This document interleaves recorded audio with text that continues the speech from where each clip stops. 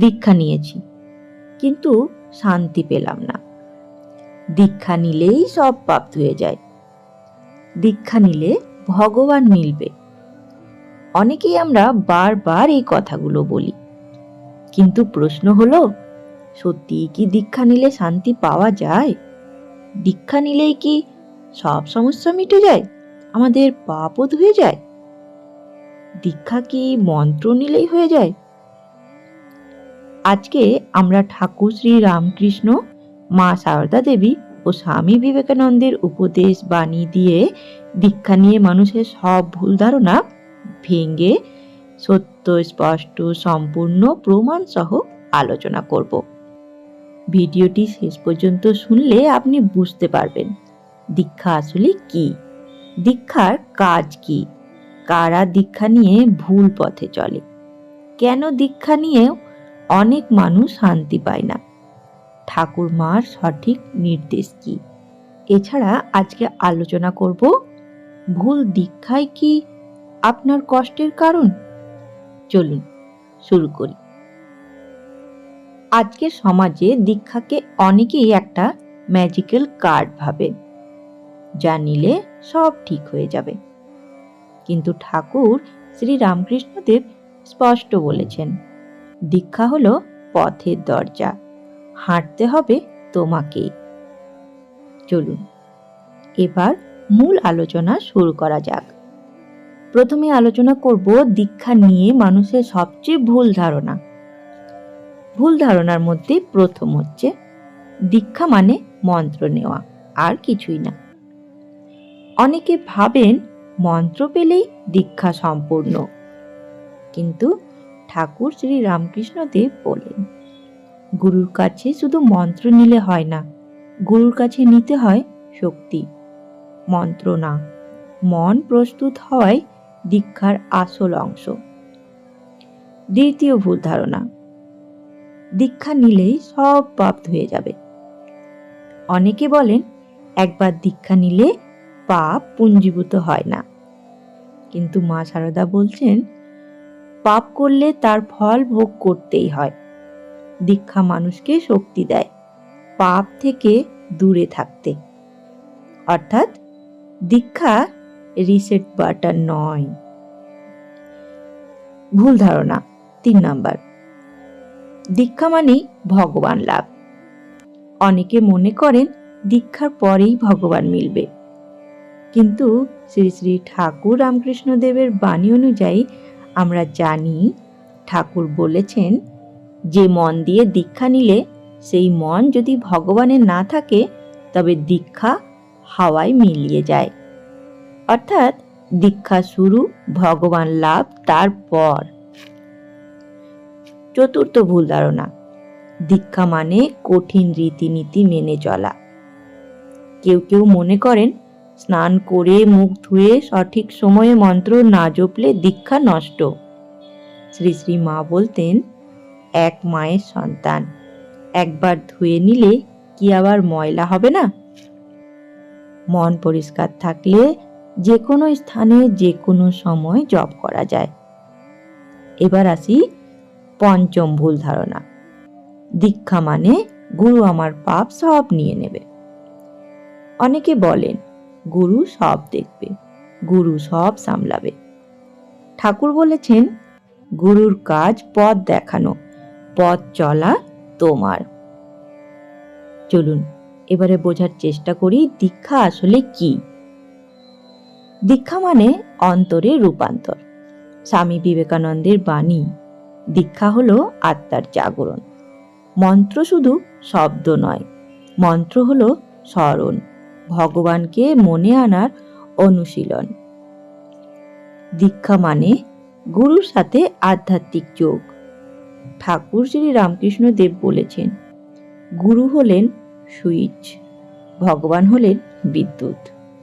Switch ছাড়া light জ্বলে না, গুরু ছাড়া অন্ধকার কাটে না।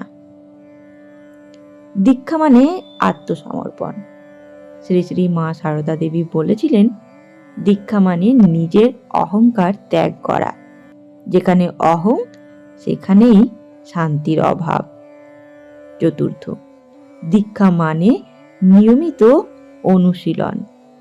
ঠাকুর বলেন 5 মিনিট ভগবানকে স্মরণ করলে 1 ফোঁটা শান্তি, 5 মাস করলে 1 নদীর মতো শান্তি।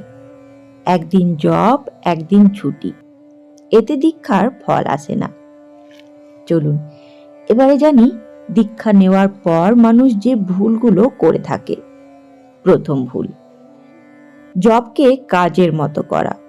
মনে মনে গুনগুন করলেই হলো না। ঠাকুর বলতেন, মন ভগবানের না গেলে জপ মুখের আওয়াজ। দ্বিতীয় ভুল, দীক্ষা নিয়ে অন্যকে ছোট করা। আমার গুরু সেরা, আমি দীক্ষা নিয়েছি, এই অহং দীক্ষার বিরোধী। মা বলেছেন, অহং থাকলে ভক্তি থাকে না। দীক্ষা নিয়ে অলৌকিক ফল আশা করা। গুরু শক্তি দেবেন, চাকরি হবে, মন্ত্র জপলে টাকা আসবে। মা সারদা বলতেন, যা মানুষ নিজের পরিশ্রমে পায় সেটাই ঈশ্বরের কৃপা।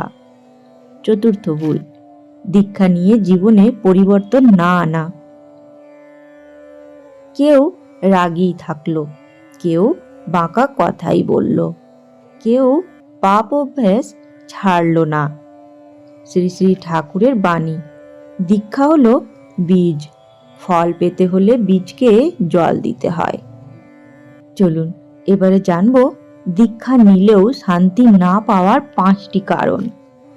প্রথম, মনকে প্রস্তুত না করা। দীক্ষা মানে মনকে ভগবানের দিকে ফেরানো। চিন্তা অস্থির হলে শান্তি কোত্থেকে আসবে? দ্বিতীয় কারণ, নিয়মিত জপ না করা। ঠাকুর বলেছেন, জপে যে শক্তি, অলসতায় সেই শক্তি হারিয়ে যায়। তৃতীয় কারণ, অহংকার। দীক্ষা নিয়েছি এটাই অহংকার। মা সারদা দেবী বলেছেন, অহংকার হলো আধ্যাত্মিকতার মরণ। চতুর্থ কারণ, সন্দেহ। গুরু কি ঠিক? মন্ত্র কাজ করছে তো? শ্রী শ্রী ঠাকুর বলতেন, সন্দেহ রোগ, বিশ্বাস ওষুধ। পঞ্চম কারণ, ভগবানের কাছে দাবি বেশি, ধৈর্য কম। মা বলতেন, ধৈর্য না থাকলে ভক্তি টেকে না। দীক্ষার পর জীবনে কি কি পরিবর্তন আমাদের আনা উচিত, এই নিয়ে এবার আলোচনা করব। প্রতিদিন 5 থেকে 10 মিনিট জপ, প্রতিদিন অন্তত 2 মিনিট ভগবানকে স্মরণ, রাগ কমানো, সত্য কথা বলা, একটু সেবা করা, মনকে নরম রাখা। ঠাকুর বলেছিলেন, ভগবান হৃদয়ে থাকেন, হৃদয় নরম হলে তবেই তার অনুভব হয়। তাহলে বন্ধুগণ, দীক্ষা হলো শুরু, গন্তব্য নয়। দীক্ষা এমন একটি বীজ যা বিশ্বাসে অঙ্কুরিত হয়, জপে বড় হয়, নিয়মে ফুল ফোটে, ভক্তিতে ফল দেয়। ঠাকুরের বাণী, দীক্ষা নিলে চলো পথে, 1 পা গেলে ভগবান 10 পা এগিয়ে আসবেন। শ্রী শ্রী মা সারদা দেবী বলেছেন, মন শান্ত হলে ভগবান নিজেই কথা বলেন। বন্ধুগণ, আশা করি আজকের এই ভিডিওটিতে দীক্ষা সম্পর্কিত যা যা ভুল ধারণা আমাদের মনের মধ্যে আসে তা ঠাকুর, মা ও স্বামীজির এই বাণী, এই উপদেশ শুনে আমরা অনেকটা পরিষ্কার হতে পারলাম। ভিডিওটি ভালো লাগলে অবশ্যই লাইক করে বন্ধুদের সাথে শেয়ার করে দেবেন। আর চ্যানেলটি যদি সাবস্ক্রাইব করে না থাকেন তাহলে অনুরোধ রইল চ্যানেলটিকে সাবস্ক্রাইব করে নেবার, যাতে ঠাকুর, মা, স্বামীজির বাণী আপনার কাছে সবার প্রথমে পৌঁছে যায়। ধন্যবাদ, ভালো থাকবেন। জয় ঠাকুর, জয় মা, জয় স্বামীজি।